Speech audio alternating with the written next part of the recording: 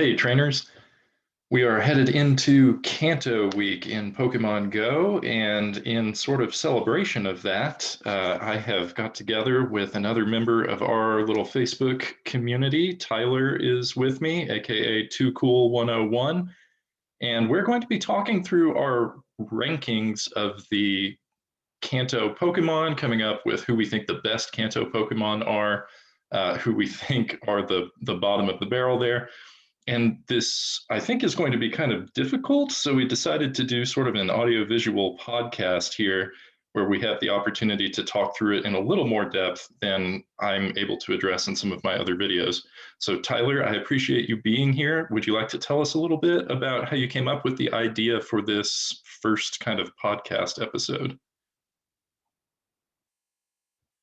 Yeah, so with the Kanto week coming up, I thought we should try something, and I saw a video like this already online, and I thought, hey, I don't necessarily agree with their rankings, so let's get with Kyle and let's throw our own set of rankings together. And I will caveat this: is you're not necessarily the rankings of how they fall in Pokemon Go, like what's going to be the strongest, who's going to be the best, or anything like that. Right. These are going to be rankings based on a very wide set of criteria, the design of the Pokemon, but of course, how strong, how powerful they are, nostalgic attachment, really anything that we want to go back and forth on to where we think it should be ranked. And so no factor is off limits. Perfect. I think that's a great place for us to start together, actually. What would be like the most important criteria to you for establishing the best of the best? Well, so best of the best, right? I think I'm going to focus really on the design of the Pokemon and what it would mean to me, right? I was a 90s kid, so I grew up, early 90s, and then come the late 90s, I started collecting Pokemon cards. Mm-hmm. I even have with me right now my base set of Pokemon cards with me just for reference. Here's a Charizard for anybody that Oh, wants to know, wow. just so I can see how they look. So I'm going to be basing a lot of my rankings on how much I like the Pokemon, but I'll also, take into consideration strong, weakness, things like that. Yeah. What a blast from the past with those cards. Um, of course, we're about the same age, and so I was growing up in the 90s as well. Obsessively watched the anime when it first debuted in the US. And my parents were really, really worried that I was going to be overspending on Pokemon cards, and they eventually convinced me to sell all of the the Pokemon related merchandise. So I think throwing Probably myself into didn't get great Pokemon Go. value. What's that? Selling them back then, you probably didn't get great value. So that's unfortunate. They're worth a lot more now than they used to be. Oh yeah. My brother had a first edition holographic Charizard, and I think he sold that for Ooh. 50 cents, if I remember correctly. First edition holographic Charizard's probably a minimum of about $1,000, depending on grade right now. Uh-huh. All the way up to I've seen some sell for their almost 100,000. I'm not sure how much one just recently went for. Oh my. Those first edition cards are quite valuable. I unfortunately don't have very many first edition cards. Probably the most valuable card I have with me right now is this card, which is a first edition holographic Machamp. So this card is probably my most valuable card, probably at a couple $100. How cool. Was that one? I'll be showing them throughout the video. I'll be pulling cards out just to give people it could have been a long time since they've seen those images of those cards. So as we get to some of the maybe S tier level Pokemon, I will show everyone a card. That's great. I think that'll be nice to have a little nostalgic touch to the video there. So that'll be wonderful. That'll be fun for me to see them too.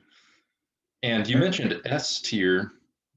Just to kind of explain this ranking system here, we didn't create this. This is something that was already established on the internet. And so you can see the URL and everything in the screen share that we're doing. But basically, all of these descriptions are designed to start with S, which is like a superior rank, and then it goes A, B, C, D, E, and then banished at the bottom, like these are not even worth having, I guess. So the A, B, C, D, E are all pretty self-explanatory. It works just like school, except for, we actually have an E instead of an F there. So S is going to be the top tier, and then we just work our way down from there. And we have these fun graphics from the original Pokemon Red and Blue Game Boy games. And I'm basically just going to drag and drop the icons into whatever tier we decide. And for those who are watching, the tricky part of this is I'm going to try and get Tyler and I to agree on where we should rank the various players. So we'll see if we can make that happen. I think we'll have a lot of overlap, but there may be some fun debates too. Yep, can't wait. So I think it would be easiest to start with the S tier, but I'm open to starting elsewhere if you want.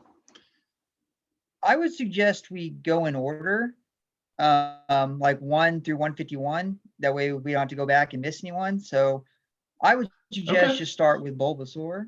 Because that way, if you think something's S and I don't think it's S, then we could, that way we just don't have to start with all the ones we think is S.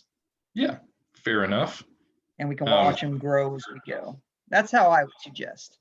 Yes. Well, let's try it that way. And then, but I might decide that I want to move things around later as I get more of a baseline. Yeah. Okay, yeah, let's start with nothing's locked in.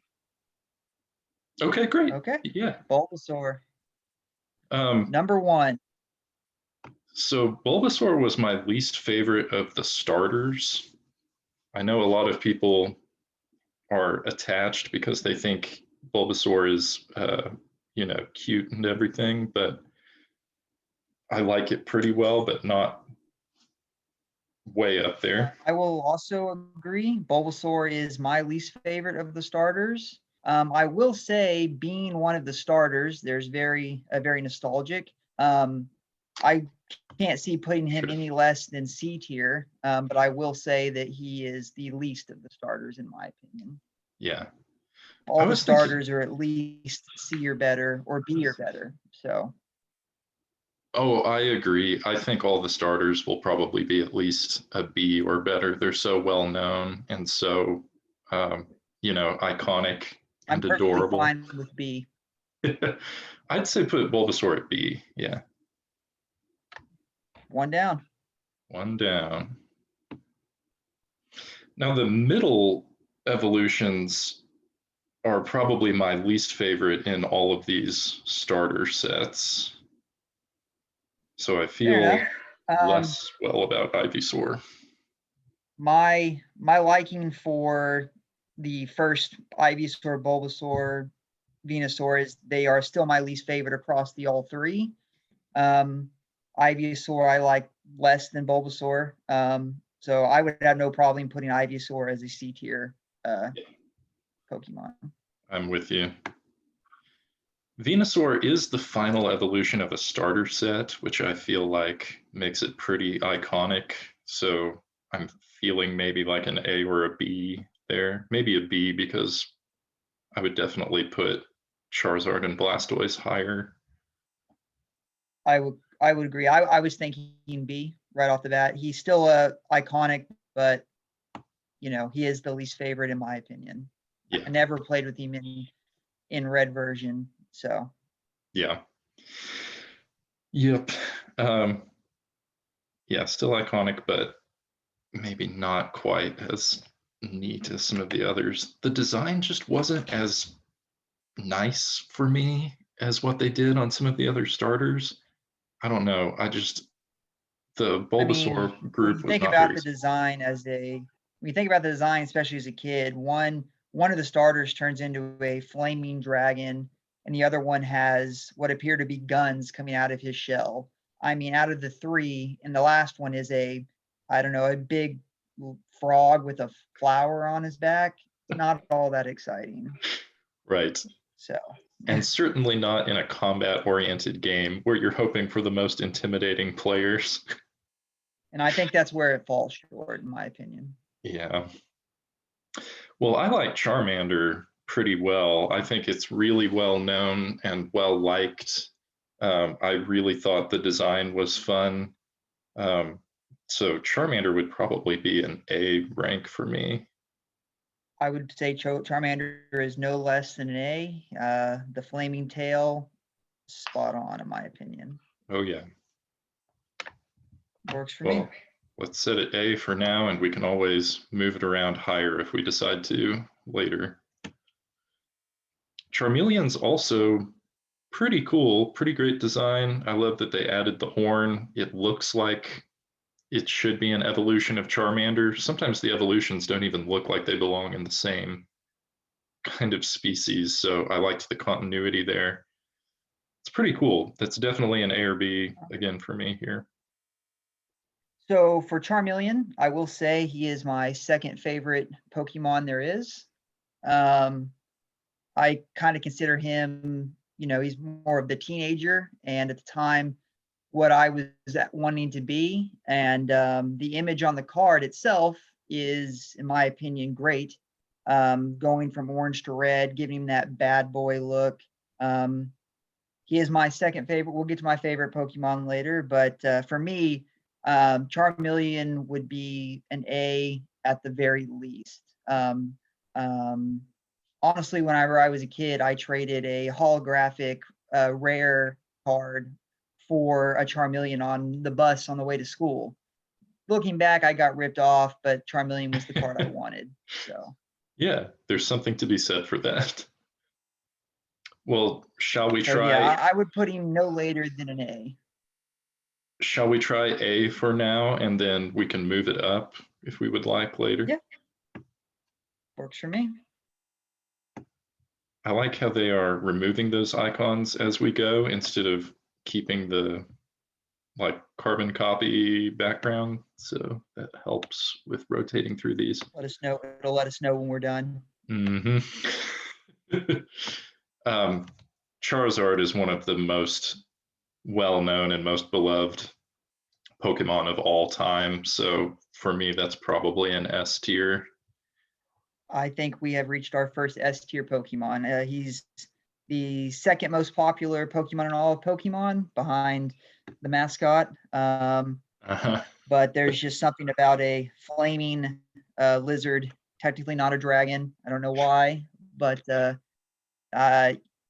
he was the card to get. As you've seen, you already saw my Charizard card, and it's a sight to behold, in my opinion. It is such an intimidating player, and Ash had such a fun, volatile relationship with Charizard in the TV show as well. I remember that episode where he was battling Magmar very sort of vividly. I always thought that was one of the coolest episodes because you had these really strong fire types, which are notoriously kind of offensively oriented, just going head to head. And they had this big fight in a volcano. For a little kid, it was just the coolest thing. I agree. So we have the last of our starters here. To be really honest with you, Squirtle is probably my favorite of the three. I spent the most time with it in the TV show. Very cute, kind of mischievous. I like it a lot.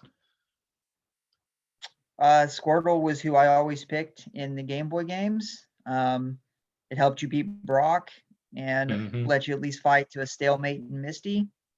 So it was a good way to start the game. I don't think Squirtle would be quite S tier in my opinion, but I think he definitely deserves a spot in the A's. Oh yeah, I'm with you. Definitely a top tier player there.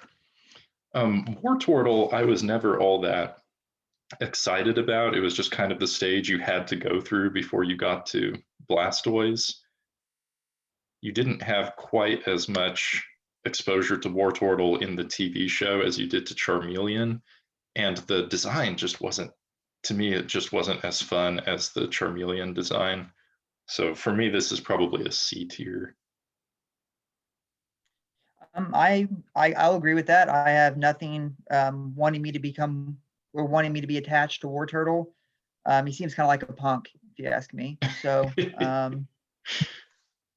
so yeah, I'd say C looks good for me. Okay. I mean, should it be lower if neither of us have strong feelings about it? I think I like War Turtle better than Ivysaur. So I would hate to put him lower than that. That's fair. But there'll be plenty of bad Pokemon that we'll be putting at the bottom of these rankings. So just wait till we Something get to to someone like Mr. Mime something to look forward to. or Jinx. Or Jinx. Yeah. Okay. Yes, we'll have lots of thoughts and feelings to sort through for Jinx. I liked Blastoise pretty well. The I'm a cannons coming fan. out of the shell was pretty cool. Hydro Pump, one of the most iconic moves around, in my Mhm. opinion. So is that an A? I mean, I think it should at least be an A. I mean, Blastoise is the second most valuable card in the original game. I could even be convinced that it's an S tier. But S or A would be my vote. Yeah. Well, again, maybe let's try, being that we're split, maybe let's try S first or A first, and then we can always move it up to S if we would like later. Perfect. Now here we have another set of three, but maybe not quite as beloved as the starter sets we've been looking at. So we have Caterpie, Metapod, and Butterfree. What do you think about Caterpie? It was always annoying to keep getting wild Caterpie in the Game Boy game. It was just an obstacle. It was slow. I mean, it's just a little bug. I don't have a big inclination for it. His design's not even all that great, in my opinion. I don't think it's a bottom tier, but I would probably put it in the E category if it was me. Yeah, my gut was What are your thoughts? saying somewhere in the E or D area. I could be convinced to do E. I had D in mind initially, but it's just not that valuable in pretty much any sense that you think about it in any of the game contexts. Just not that interesting of a player. So It's I not, agreed with and all of your I points. consider it much less than even its counterpart in Weedle, which Mm-hmm. we'll get to. I consider Weedle better than Caterpie, so I was going Yeah, to leave room to put Weedle above him. that's good. I also like Weedle and its evolutionary series a little better. I do like Metapod more than Caterpie. Actually, Metapod might be my favorite of this set of three, just because of the design. I thought it was kind of fun as a visual illusion. You could look at it from either the front or the back and still kind of make out part of a face. It was difficult to tell exactly how you were supposed to approach it from its design. It was very sleek, very minimalistic. I kind of like Metapod. I also like Metapod better than Caterpie. Since you referenced the TV show, I'll go ahead and reference it. I still remember the scene when it was Metapod against Metapod. I believe is like maybe episode 2 or 3. Yep. They were basically fighting each other, and they were basically just using the patented harden move over and over for hours. So a very exciting battle, but still memorable nonetheless. And if we're going to talk about, like I said, design as being one of the criteria, I'd say its design is good. It makes sense. I would put it higher than Caterpie. I don't know if you want to put it in the C tier, but I would probably more likely put it in the D range. But I think D could be fine. It's not exceptionally valuable or well known, or it doesn't fit a lot of the criteria categories that we've talked about, but it's still more interesting than Caterpie. So, and absolutely. Butterfree, I kind of feel similarly about. I like it more than Caterpie, but The only thing it really has going for it is that Ash kept one for so long and then had that emotional goodbye episode in the TV show. But I can't say that I ever felt super attached to Butterfree. It didn't accomplish all that much. It was just kind of there. Tugs at your heartstrings. I feel similar. Better than Caterpie. I'd probably say right on par with Metapod. I don't feel any specific anything against him, but he's just kind of a butterfly. Not Right. really my cup of tea. So. They didn't do that much with the design to make it stand out, because if you compare it to, say, that Weedle evolutionary line, the Beedrill, they enhanced its stingers and made it look like it had almost like swords or blades, on the end of its hand. And they didn't do much for enhancement on Butterfree. It just looks like any butterfly you could come across, except with feet, and some larger features. So Exactly. not all that exciting. I'd probably put Weedle in the same area, in the D, maybe C area, just because it's so well liked. Yeah, Weedle, in my opinion, well above Caterpie. I don't know if it's the same as Ivysaur and Wartortle. I'd probably still put it in D. He is better. He can at least poison. He at least had his poison sting, which could be a pain in the game. You get poisoned and have to walk back to a Pokestop before you die. Right. So the design, I think, is better. I agree. It just seemed more potentially threatening if one wanted to keep it and evolve it all the way. It felt like it would have more utility from the beginning. I'm not, over the moon about the design. Again, it's just kind of a worm with a button nose, but it's still more interesting than a caterpillar with a big head. So I do like Kakuna quite a bit. I also do like Kakuna as well. I'd probably, since we're still on Kakuna, not on a Beedrill yet, I don't want to jump ahead. But I feel like Beedrill is going to go up a little bit higher, in my opinion. But as far as Kakuna, I mean, he is just a shell, but he does have those stingers already there. Gives it a little cooler look. And if you remember in the TV show, since we'll keep referencing the TV show, when they came up upon that tree that had all those Kakunas, or all those Kakunas up in the tree, and then they get attacked by the swarm of Beedrill, they at least look intimidating. Yes. Yeah, they were pretty scary upon the first encounter in the TV show.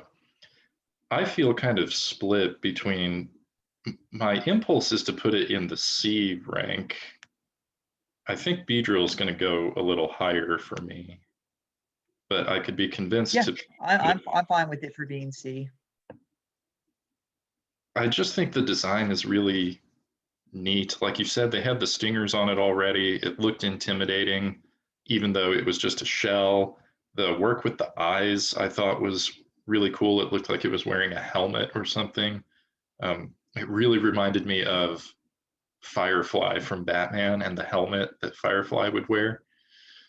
So maybe that's just a personal link or whatever. But anyway, I always thought Kakuna was I'd like to keep Kakuna above Metapod, so I'm happy with this ranking. Excellent. Well, Beedrill is pretty well known, pretty well liked, has a very cool design in my opinion. I think I would be, at least putting it in the B category here.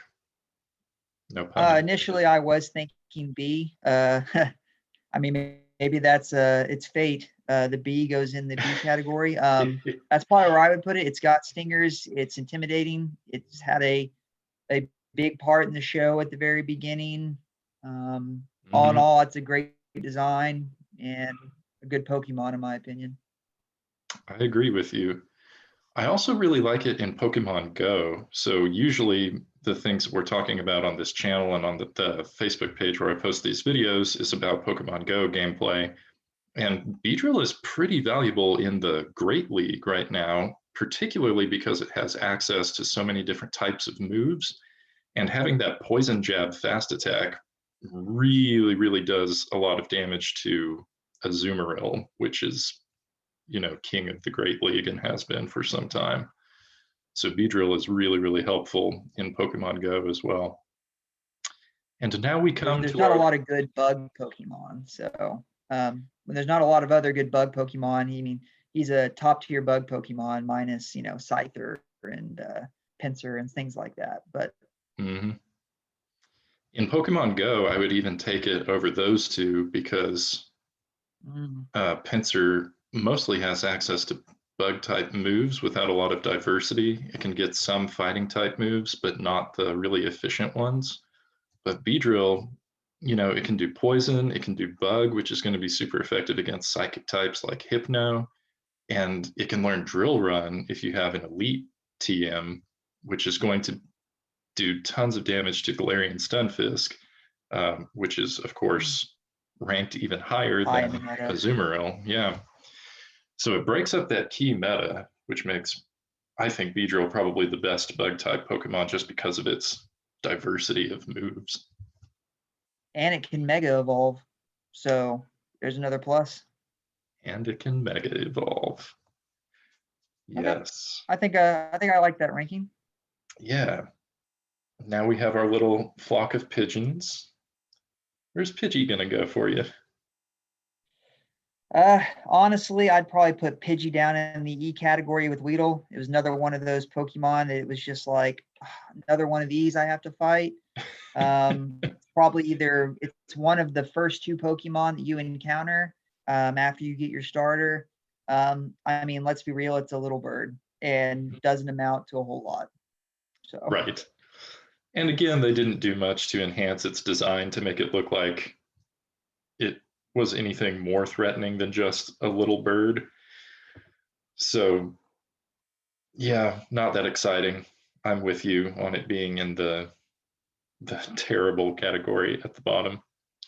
Pidgeotto, I think, is a little bit better, probably, if nothing else, just because Ash kept a Pidgeotto around for so long and took a while to evolve it and developed such a close relationship with Pidgeotto and used it in so many contexts.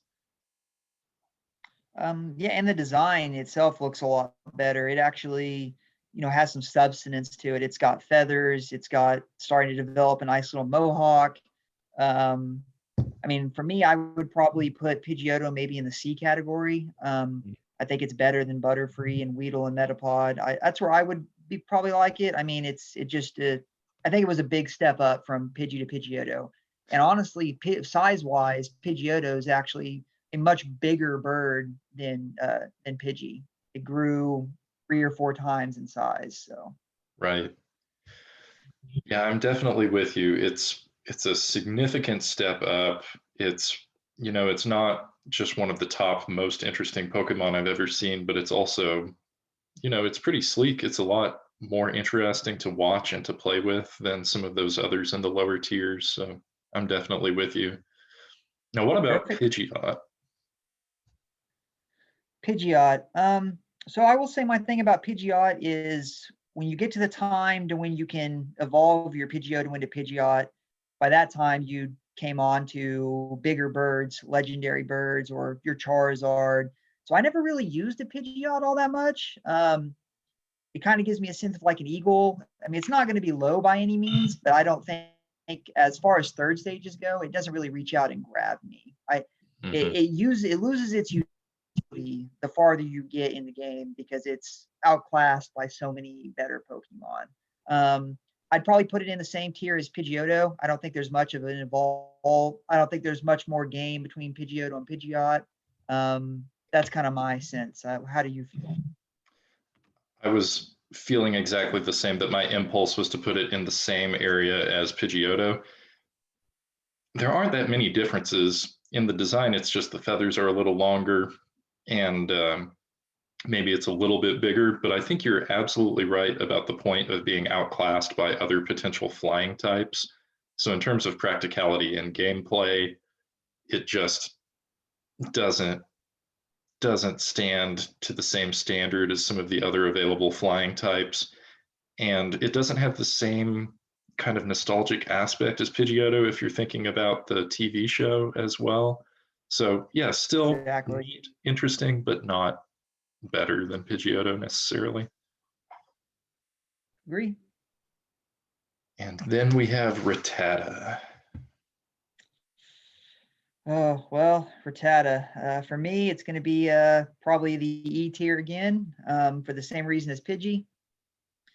It's going to be the other Pokemon that you encounter first, and over and over and over. You catch one and you never catch another one. I mean, let's be real, it's a little rat. It is what it is. I'm in the same place. I don't think it requires a lot of discussion. We can just move on to Raticate. All right, what do you think of Eradicate? I'll let you start on this one. Well, I like it better than Rattata. It has, I thought the big teeth were kind of scary looking. I liked what they were doing with the eyes. It's still not just a, it's not a super great Pokemon by any means, but I think it's an improvement over Rattata. I will agree completely. Is in agreement. I will say in the Pokemon game, I actually do hold on to Eradicate for quite some time, and that is because he can learn Hyper Fang. The thing with Hyper Fang is its accuracy is not that high. You probably miss 1 out of 3 attempts, but when it hits hard, and it was able to do a substantial amount of damage. For that reason alone, I'd probably Eradicate maybe in the C tier. He's probably stayed on my team for a good while. I mean, he's still just a big rat, not that cool. But the fact that he can learn Hyper Fang, and that would be my reasoning on Eradicate. Yeah, that's a good point. So I was thinking about maybe the D tier, but I hadn't thought about the utility for Eradicate early on in some of those games. It's been so long since I played any of the Game Boy games. I am fuzzy on some of those details. So yeah, I think that's a compelling argument, and that's a good placement for it. Sparrow, I You need to definitely get yourself like. an emulator. Oh, I do. Yeah, for sure. That way you can play. Yeah, I mean, it's a fun game. I've played it through probably at least 10 times. So yeah, it's been got it all down to memory. I can still make it through the big secret cave with the lights off. So I know the route by heart at this point. So I don't even need Flash TM to be able to see in there. I know how to get through it. So and that is a skill that only comes with time and experience. The marker of a true fan there. yes, sir. Well, I don't play in the other games, but I've played Red and Blue, like I said, probably a dozen times. Yeah. I mean, they're great. So I think it's an experience worth repeating. I don't know if we've talked about this, but my first game that I bought was actually Gold. So I started there, and then I went back to play. I think it was, which one was it? Red? I think it was Red that was available for me after that. But so I always chose the water starters as well. This is going to turn into a whole tangent, so I'll get off. But Totodile and Feraligatr were really my kind of favorites for a long time. So thank you again for that shiny Totodile that you traded me in Pokemon Go a couple of weeks ago. That's been great. Very welcome. Okay, so Sparrow is definitely more fierce looking than Pidgey. If I had to choose a bird early on, I would have gone with Sparrow instead of Pidgey. But I don't know how you would have decided between similar types like that. Sparrow's definitely better than Pidgey. I'm all around in attack values, defense values. The only thing Sparrow doesn't have is basically a third evolution. But as we said before, the third evolution on some of these early Pokemon like Sparrow or Pidgey aren't really all that valuable in the end game. But Sparrow, I would say, is better than Pidgey. It's actually got more detail. The design is better. I would probably put it in the D tier. Yeah. I think Pharaoh would also go in the D tier for me. It's better than these on our bottom rank there, but I just didn't use it very much. Again, it gets outclassed by other flying types, but without the nostalgic attachment that we get from Pidgeotto and Pidgeot. Yep. I was gonna say D tier as well. It was nothing but a Pokedex filler for me. Uh-huh. Now, Ekans, of course, has the Team Rocket association. So a lot of people came to like Ekans just through Team Rocket. How did you feel about Ekans? The cool thing about Ekans, right? The way they got their name is it's just snake backwards. You know, most people probably know that, but I'll say it anyway. Ekans is snake backwards. I mean, as far as design goes, it has some of the same faults as Pidgey and Rattata. I mean, it's just a snake. There's not a whole lot about it, but it does have the Team Rocket attachment. So it's probably either C or D for me. C if you're really attached to Team Rocket, and D if you're not. I'll leave it up to you. Yeah, I would probably say D for Ekans. I like Team Rocket. Jesse and James and Meowth were such fun characters, but Ekans didn't contribute a lot to what made them fun for me. So I think D is appropriate. I think I like Arbok a little bit more just because the design is so neat. I know it's just a big Cobra. The art is great. Yeah. So just another little tidbit, Arbok is Cobra backwards. That's how they got the name. So yeah, I would also agree with I would also agree that Arbok is a C tier. He's a bigger snake and he's got the cool, headpiece and the art. Really not that useful in Pokemon Go or the game or anything for that matter, but still we're judging it more than just on that. So yeah, I think that's a good placement for it. And that brings us to what is probably the most famous, perhaps most beloved Pokemon of all time, Pikachu. And in terms of our criteria, this might be a little bit challenging because, people might be split on design.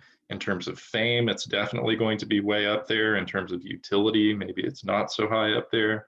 So I've been looking forward to talking with you about this one because I could see it going into either the S or the A category. sure, I'll take a stab at it. Pikachu, he's got his own movie. Detective Pikachu. He's on every piece of artwork, no matter what series Pokemon comes out. Even the latest iteration, they still use Pikachu as a mascot, even though he's 20 years old. Basis design. I mean, he's just the mouse. So there's that. But for me, I wouldn't put him as an S tier. I think if it was me, if I was the game, I probably would have focused on something more like Charizard as to be your icon. But they needed to appeal to all audiences, so I can see why they went with something more cute. But certainly no less than A, because it is Pikachu. Pikachu and Pokemon are synonymous with each other. There's no getting away from it. There may be a little bit of fatigue or burnout with it, perhaps. Everywhere you look, it's Pikachu. Probably 1,000 different cards. But I think it maybe only be as popular because they pushed it so hard. I think it doesn't have anything to do with the design itself. If they would have pushed a different Pokemon so hard, it would have been that Pokemon that we're talking about. So That's fair. I think they could have easily done it with Charmander or Squirtle, which, you know, sort of accumulated their own fan followings anyway. So that's interesting that you put it in A, because I was also thinking about putting it in the A category. That was kind of my gut impulse. I really love Pikachu as a character in the anime because, you know, there's such comic relief and it's a fun companion for Ash and you see lots of character development. But in terms of other things, you know, you mentioned the fatigue that we can get because we see Pikachu on every Pokemon thing. The character doesn't have all that much value, like combat value, at least in Pokemon Go. It's there are several downsides that come with being famous. So for me, it's Pikachu is really great, but maybe not as great as like a Charizard or perhaps some of the others that we will see shortly. We have yet to get to my favorite Pokemon. oh, waiting for that. Because you know what my favorite is. I don't know what your favorite is. So It might be the same. I'm sorry to say that I'm pretty sure I have an idea of who yours is, but I can't say that I remember with certainty. But I think there's a strong chance we'll it's get there this. when we get there. If we both use it in Pokemon Go frequently, then it is the same.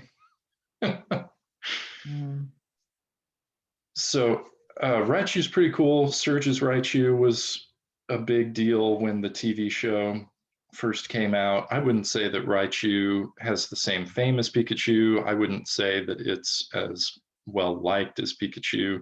Maybe a little more combat utility, but still it gets outclassed by other electric types as we get into additional generations and things like that. So for me, Raichu is probably I'd probably put it at C rank, but I could be convinced it should go into B. I would say it's less than Pikachu. Some people didn't like the fact that you had to use a Thunderstone to involve Pikachu. They made a whole episode in the anime about that. How it was sad that he had to force him to evolve and all that stuff. But I will say Raichu does look cooler than Pikachu. My initial thought was going to be to put him in the B tier, right below Pikachu. But I could be convinced to C. So I'll take B or C. Up to you. I hadn't thought about the design as much, so I think you're right that it's got a pretty neat design with the stuff they've got going on with the ears and the tail. It does look better than Pikachu.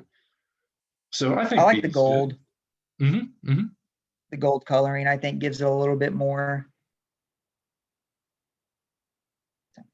Pizzazz. Yeah. I agree. And then we have some lesser known ones, perhaps, to folks who aren't super familiar with Pokemon, Sandshrew and Sandslash. I always thought their designs were kind of cool. Sandslash, especially because you've got the same kind of circular motion things going on in the design, but they added the spines, so you kind of get best of both worlds with the rounded and jagged art edges there. What do you think of these two? Well, so for Sandshrew, I mean, he's kind of a naked mole rat. Not all that visually appealing. If we're going to kind of tackle these in tandem, I will say Sandslash is my brother's favorite Pokemon. Mm-hmm. Design wise, it actually has a good deal of utility. It can learn Dig, which is quite a good game in the original Pokemon. Protects you from a big attack, plus deals out damage on the next attack. I would probably put Sandshrew fairly low. I mean, he's not Pidgey or Rattata. I think Sandshrew's probably more in the D tier. But then I would probably put Sandslash probably in the B tier, would be my guess. His design is wicked cool.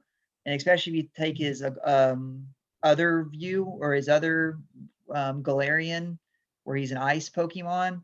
Oh yeah. Just cool. And he's a cool looking Pokemon. Those would be my ranks for those two. But I can be persuaded. No, I think I'm with you.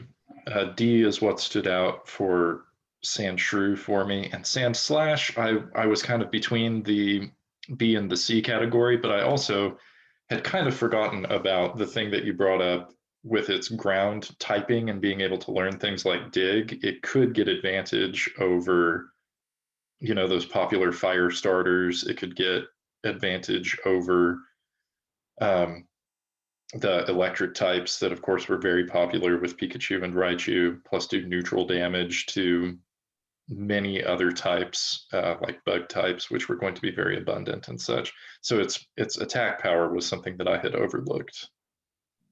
So I one think, thing I'll say about that, like what I was suggesting with this dig attack, right? There's several moves in the Pokemon game where there's like a warning that they're going to attack you. Like take Venusaur, for example. He has attacked Solar Beam. He would have to use Solar Beam, but the first round of the attack, it would be charging, or it'll say Venusaur's building up power. And that way you knew his next attack was going to be violent, very, very powerful. So right. whenever you would see that, you could dig, right? And you'd be gone for that next attack. So their solar beam would miss, right? So you could never be able to be hit by any of those two-phase attacks. Like, so solar beam's one of them. Sky attack by some of the legendary birds, or somebody else using dig, right? You could dodge their dig if they tried first, right? And Yeah. they wouldn't be able to dodge yours because now they're doing their main attack, right? So then you could get them on your next attack. So Yeah. he had some. Sounds like it. I had forgotten about all of the things it could do there. Yeah, so now I'm feeling really good about putting it in that B category. And we also have kind of a mirror set coming up here with the Nidoran family. So we have Nidoran female and that sort of evolutionary line, and then Nidoran male and that kind of evolutionary line. So where do you put Nidoran female? I mean, growing up, I was always more favorited to the male version. I didn't really care too much about the girl versions. I mean, I was a 10-year-old boy, right? So it was, not a whole lot of interesting girls at the time, right? So I always thought it was weird that they're essentially the same Pokemon, especially if you're Nidoran, but they take up two different Pokedex spots. Because in later versions of the game, there was boy and girl versions of, like, say, Totodile, right? There was male and female, and it was just one Pokedex spot. But here in the original game, the male and female, not only looked different with pink and blue, had different Pokedex spots. So I thought that was weird. And to be honest, I'm not a big fan of either of the first stage evolutions. But out of the two, I would prefer the male version, but honestly, they could both be in probably the E category for me. They don't really do anything special for me. Yeah. So a couple of interesting things there. One is that they kind of switched the traditional, stereotypical colors. They attached blue to the female line and pink Yes. to the male line, which I always thought was kind of interesting. I liked the design of the male line better because the jagged edges on them made them just appear a little more fierce to me. But also I like Nido Queen better than Nido King because Nido Queen looks strong. Nido King looks like uncomfortable. I don't know if that makes sense. It looks ferocious, like something you wouldn't want to be around or get hit by. But Nido Queen looks, with all of those rounded edges, just makes her look very muscular. She looks big because she stands up tall, so she looks very strong that way. She doesn't have the crazy eyes. She's like looks very calm and in control, whereas Nido King looks like, you know, he's just completely erratic, right? So I always thought Nidoqueen was the more intimidating final design, but then I liked the Nidorino better than Nidorina in terms of ferocity. Yeah, the stage 2, the winner is definitely the male version, and I think that one's not even close. I would put the male version second stage at least one tier higher than the female version. Mm-hmm. Um, so I like I said, I would probably put the 2-1 stages probably in E, along with, yeah, I would probably do that, and then I would probably move that one a stage higher. Okay. And I could go either way on Nidoqueen and Nidoking. It's almost like lions, how the female does the hunting and the male just kind of hangs out. Yep. But, for me, I feel like they're cool designs. I could see them being both as a C. They are Giovanni's Mm-hmm. Pokemon.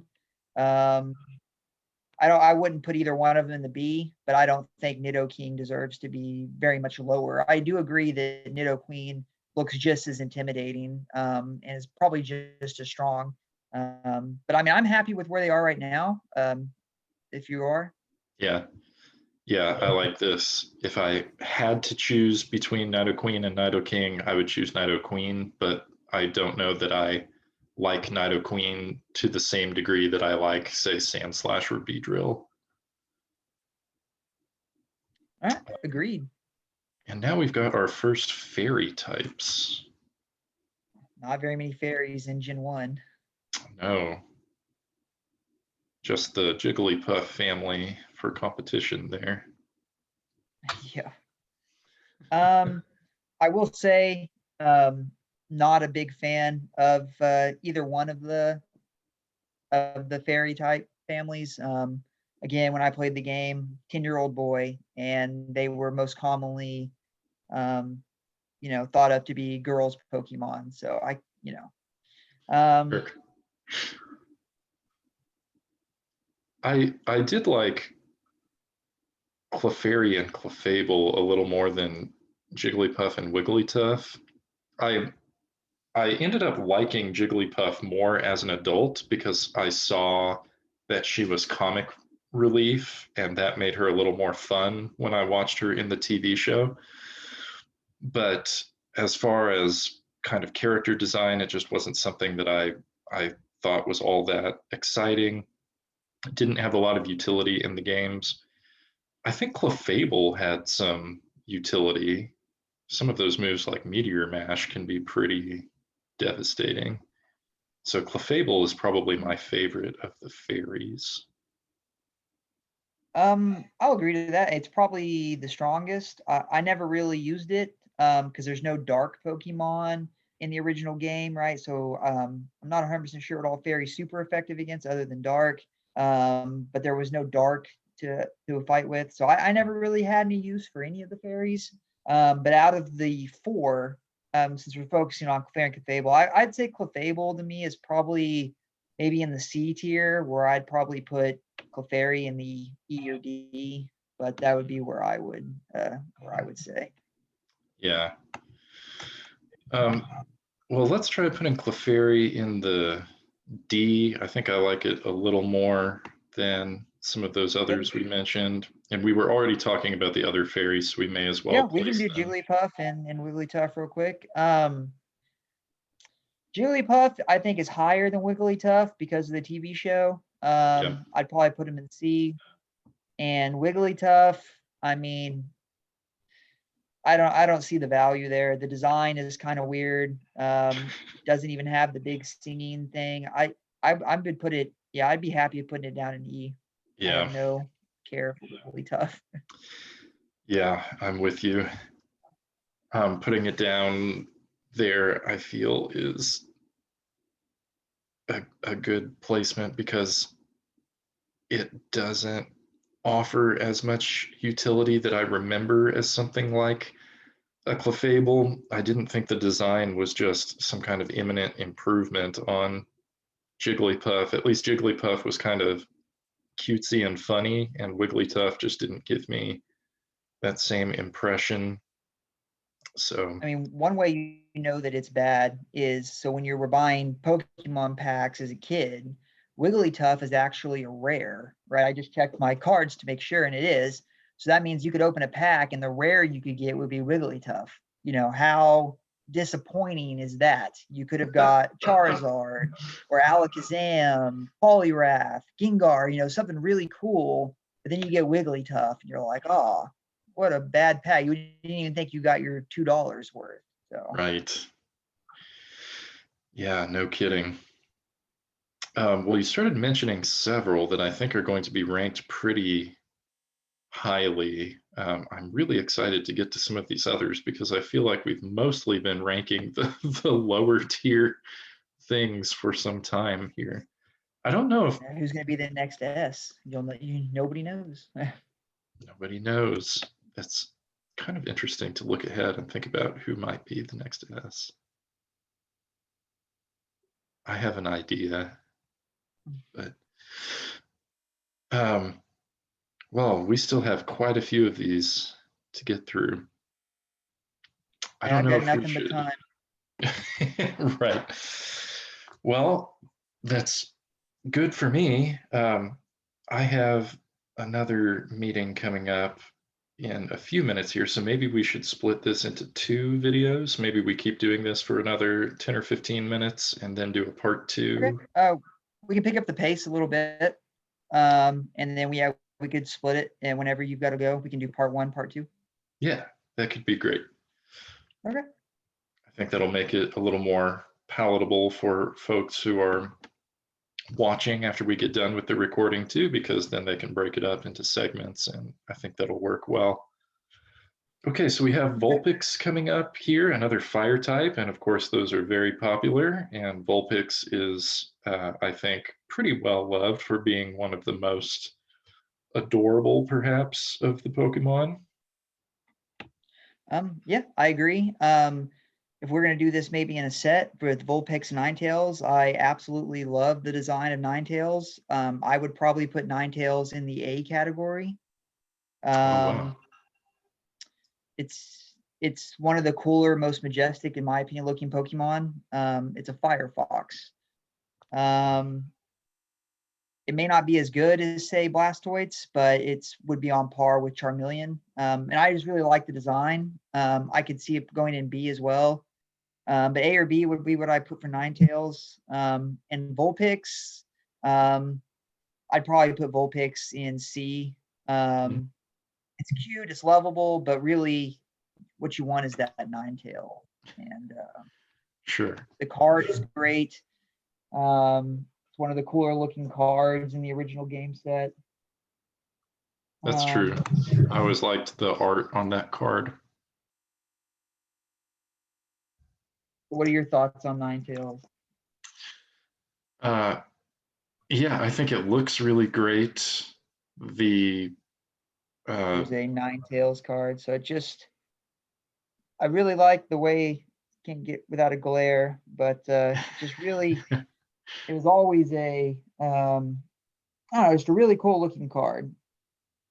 So. Yeah, on appearances and design, I think it is one of the top Pokemon from the original 150. As far as utility, of course, you've got other fire types that are going to maybe take precedent. I was thinking maybe a B rank in my head.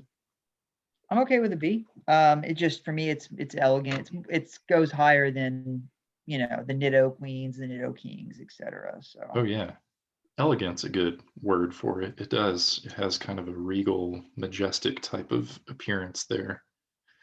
Yeah, but maybe not quite the fame or the utility of some of the others that we've ranked up there. Then we have our poison bats. Not a whole lot going for me there. It's one of those annoying Pokemon that you see when you go into Mount Moon or the secret caves. It seems like almost every wild encounter seems to be one of those. I would probably put it down in the E tier. It was more annoying than anything else. That's kind of how I feel about it. I also generally find that Zubat is sort of just there and annoying and kind of has some of those same qualities as like a Caterpie or a Pidgey or something. But I will say I I like the design a little bit more. Creating it without eyes, I thought was an interesting choice to do that blind as a bat metaphor. And also the fact that Brock had one for a while in the TV show, I think raises it a little bit. So I'm going to make the argument it should be in the D tier. Doesn't take a hard argument. I'm good with that. Excellent. I guess I forgot Brock had one for a little while, so it makes sense. Yeah. But I think maybe he got rid of it before it became Golbat. I would have to double check on that. I don't think Golbat is all that big a deal. I would put it in D or maybe even E. D or E works for me. I don't have a strong preference. I probably would have stuck them both in E. So if you really like Zubat, I'm good with putting Golbat in E. So. Yeah. I just can't think of an argument, nostalgic or otherwise, to rank it any higher. So it's just kind of a Pokemon that exists that I didn't use that much. Yep. And I think that was the general feeling about it because they eventually came out with Crobat for later generations. To give it some utility. Mm-hmm. Then we've got the Oddish Gloom Vileplume evolutionary line. And these were staples for gym leader Erica, who is a very well loved character. Number 4. Mm-hmm. As far as the evolutionary line of, at least in the first 151, this is probably my second least favorite or least favorite set of 3. Oh, wow. Well, I mean, there's probably only 10 sets of 3, Poliwraths, Machamps, Gengars, the starters. I mean, I dislike this grouping more than any of those that I mentioned. I mean, they're just grass, right? Flowers. I never really built my teams, as you can see with Venusaur. Grass was always my least favorite. But I mean, so for like Oddish, I'm not really a fan. Vileplume has its advantages with sleep powder, poison powder, stun spore. It can basically paralyze you, put you to sleep, poison you. It can probably do all sorts of things. I mean, out of the 3, I would rank Vileplume the highest. But all in all, they're probably all pretty low, in my opinion. I can be persuaded. Sure. No, I think that makes sense because if you already have access to things like Bulbasaur, Venusaur as players on your team, then you're probably not going to seek out other grass types so much unless you just really love grass type Pokemon. So these were kind of, I think, for people who chose a different starter but still wanted to have some grass types to balance out their team. I would put Oddish in the D category. I think it's a little more fun. Look at that happy face. than a little more fun than, say, a Caterpie. And I would, for me, I would put maybe Gloom and Vileplume in the C category because they were both on Erica's team, and Erica is I thought, such a neat character. Yeah, I mean, Gloom looks like he's on drugs, but yeah, I'm happy with that. That's probably about where I'd place. I probably would have put Gloom and Vileplume. I probably would put Vileplume in C, maybe Gloom in D. But I like this. Okay. Well, again, we can, once we get to the end, we can give it another quick look through and see if we want to change anything around. And now we've got the paras. Neither one of these Pokemon really do anything for me. I'd probably put them pretty low. The only thing I can tell you about Pears is he can learn the HM cut, which is pretty useful in the game. because not a lot of the early Pokemon can learn Cut, like not even Rattata or Raticate, which is interesting. And you have to have Cut to be able to get on past Celadon City, or Celarune City, where Misty is at. So that's his utility. I used him in my game just for Cut.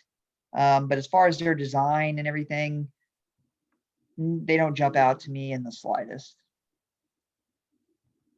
So were you talking about Parasite or Parasect?